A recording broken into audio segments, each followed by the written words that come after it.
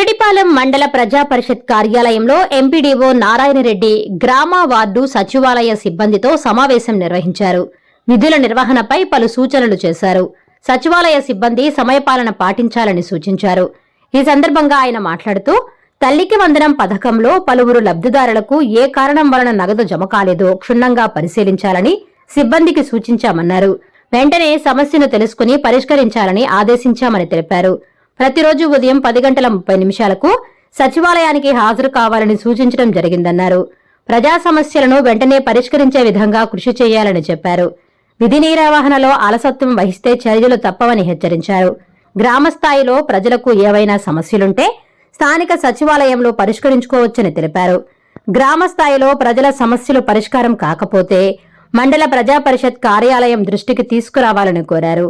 తమ దృష్టికి వచ్చిన సమస్యను సత్వరమే పరిష్కరించే విధంగా కృషి చేస్తామన్నారు. ఈ రోజు మన జిరడిపాలెం మండలంలోని 14 సచివాలయంలోని వెల్ఫేర్ అసిస్టెంట్లు, మహిళా పోలీసుల వాళ్ళతో ఈరోజు సమీక్ష సమావేశం ఏర్పాటు చేయడం జరిగింది. అందులో ముఖ్యంగా మనకి జరిగే సంక్షేమ పథకాల్లో భాగంగా ఇటీవల మన తల్లికి వందనం మనకి ప్రోగ్రాం మనకి అన్ని తల్లుల ఖాతాలో అకౌంట్లో అమౌంట్ వేశారు. ఇంకా కొంతమంది ఖాతాల్లో అమౌంట్ పడలేదు. దానికి సంబంధించి ఈరోజు వెల్ఫేర్ అసిస్టెంట్లతో వాళ్ళతో క్లియర్గా ఎన్ని ఎక్కడైతే పెండింగ్ ఉందో, ఎందువల్ల పెండింగ్ ఉంది, దాన్ని మొత్తం రెక్టిఫై చేసి మళ్ళా కూడా దాన్ని పంపించమని చెప్పి వాళ్ళకి క్లియర్గా ఆదేశాలు ఇచ్చున్నాం.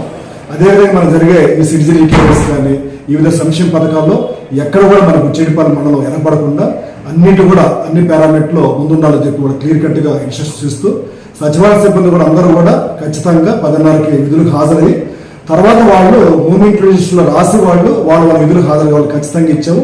ఎక్కడ కూడా అటెండెన్స్ తగ్గేదానికి లేదు. దీని మీద ఇదివరకే అందరూ కూడా సచివాలయం ఉండి పనిచేస్తే పంచాయతీ డీడీఓ వాళ్ళు కాబట్టి వాళ్ళకి ఆదేశాలు ఇచ్చున్నాము. వాళ్ళు కానీ ఇదే విధంగా వాళ్ళ కానీ మార్పు రాకపోతే వాళ్ళకి మెమోలు జారీ చేసి వాళ్ళ మీద సంజాయిషి కూడా తీసుకోవడం జరుగుతుంది.